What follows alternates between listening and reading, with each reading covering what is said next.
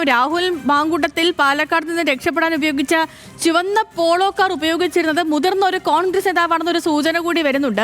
രാഹുലിനെ രക്ഷപ്പെടാൻ നേതാവ് സഹായം ചെയ്തോ എന്ന് അന്വേഷണ സംഘം പരിശോധിക്കുന്നുണ്ട്.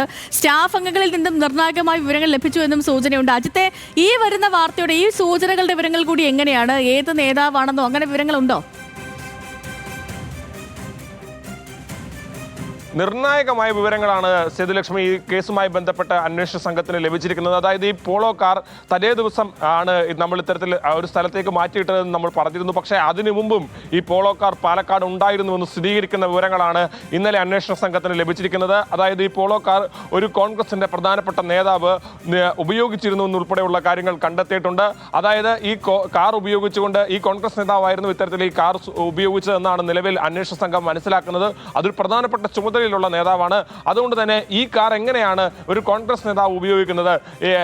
നേരത്തെ തന്നെ നമ്മൾ പറഞ്ഞിട്ട് കാര്യമുണ്ട്, ഒരു സിനിമാ താരത്തിൻ്റെത് എന്ന് സംശയിക്കുന്ന, അത്തരത്തിലുള്ള രാഹുലിന്റെ സുഹൃത്തു കൂടിയായ സിനിമാ താരത്തിൻ്റെ എന്ന് സംശയിക്കുന്ന ഈ കാർ എങ്ങനെയാണ് മറ്റൊരു നേതാവ് ഉപയോഗിക്കുന്നത്? അതുമാത്രമല്ല, ഈ രാഹുൽ ഈ കാറിൽ നിന്നാണ് രക്ഷപ്പെട്ടത് എന്നുള്ളതാണ് അന്വേഷണ സംഘത്തിന്റെ നിലവിലെ വിലയിരുത്തൽ. അതുകൊണ്ട് തന്നെ അന്വേഷണ സംഘം അങ്ങനെ വിലയിരുത്തുമ്പോൾ പോലും ആ വിലയിരുത്തലിൽ അതിന് പിന്നിൽ ഒരു നേതാവ് കൂടി ഇത്തരത്തിൽ ഈ കാർ ഉപയോഗിച്ചു എന്ന് പറയുമ്പോൾ സ്വാഭാവികമായും അതിൽ നിരവധിയായിട്ടുള്ള ചോദ്യങ്ങളടക്കം ഉയർന്നു വരും. ഈ കാർ എങ്ങനെയാണ് ആ നേതാവ് ഉപയോഗിച്ചത് എന്നുൾപ്പെടെയുള്ള കാര്യങ്ങൾ, ഏത് ദിവസങ്ങളിലാണ് ഉപയോഗിച്ചത് എന്നുൾപ്പെടെയുള്ള കാര്യങ്ങൾ കൂടി അറിയേണ്ടതുണ്ട്. ആ കാര്യത്തിൽ നിർണായകമായ വിവരങ്ങൾ ലഭിച്ചത് രാഹുലിന്റെ തന്നെ പേഴ്സണൽ സ്റ്റാഫുകളെ ചോദ്യം ചെയ്തപ്പോഴാണ്. നിർണായകമായ വിവരം തന്നെയാണ്.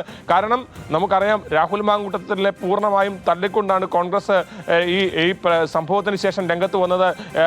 രാഹുലിനെ ഞങ്ങൾ ആരും പഠിപ്പിച്ചതല്ല, രാഹുൽ സ്വന്തമായി വന്നതാണെന്നൊക്കെയാണ് പറഞ്ഞത്.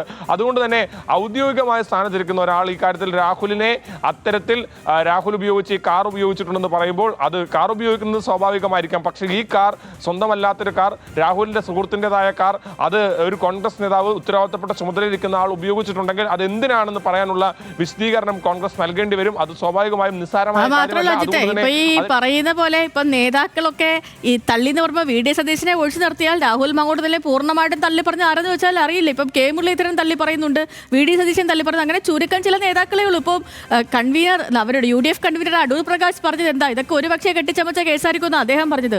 ഇന്നലെ നമ്മൾ KPC അധ്യക്ഷന്റെ പ്രതികരണം കേൾക്കുമ്പോൾ എന്റെ പോക്കറ്റിലുണ്ടോ ഈ രാഹുൽ മാങ്കൂട്ടത്തിൽ എന്നാണ് ചോദിക്കുന്നത്. ഇതൊക്കെ എന്തൊരു പ്രതികരണമാണെന്നാണ്. ഒരു KPCC അധ്യക്ഷൻ, അദ്ദേഹത്തിന്റെ ഒരു നേതാവ്, ഒരു യുവ MLA, അയാൾ പീഡന പരാതിയിൽ കേരള പോലീസ് തിരഞ്ഞുകൊണ്ടിരിക്കുന്ന ഒരാളാണ്. അയാൾ ഒളിവിൽ കഴിയുകയാണ്. ആ അതിജീവിതയുടെ ഫോൺ സംഭാഷണങ്ങളും തെളിവുകളും ഒക്കെ ഇപ്പം കേരളത്തിലെ എല്ലാ മനുഷ്യർക്കും അറിയാം. ഇത്രയും ഗുരുതരമായ കുറ്റകൃത്യമൊക്കെ നടത്തിയ ഒരാളെയാണ് തന്റെ പോക്കറ്റിലുണ്ടോ, MLA സ്ഥാനം രാജിവെക്കാൻ ആവശ്യപ്പെടില്ല, ഇങ്ങനെയൊക്കെ പറയുന്നത്. അപ്പൊ പിന്നെ കോൺഗ്രസ് നേതാക്കൾ ഉപയോഗിച്ച കാർ ഉപയോഗിച്ചില്ലെങ്കിലേ അതിശയമുള്ളൂ അജിത്ത്.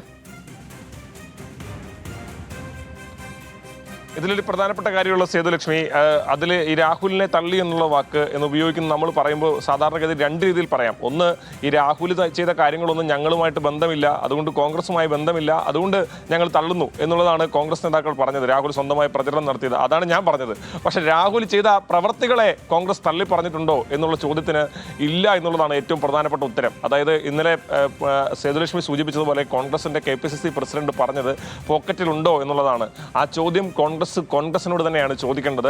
പോക്കറ്റിൽ എന്തിനാണ് കൊണ്ടു നടക്കുന്നത്? ഇത്രയും കുറ്റങ്ങൾ ചെയ്ത ഒരാളെ നിങ്ങൾ എന്തിനാണ് ചേർത്ത് പിടിക്കുന്നത് എന്ന ചോദ്യം ജനങ്ങൾ ചോദിക്കുന്നുണ്ട്. അത് അവർ കേൾക്കുന്നില്ല എന്ന് മാത്രമാണ്.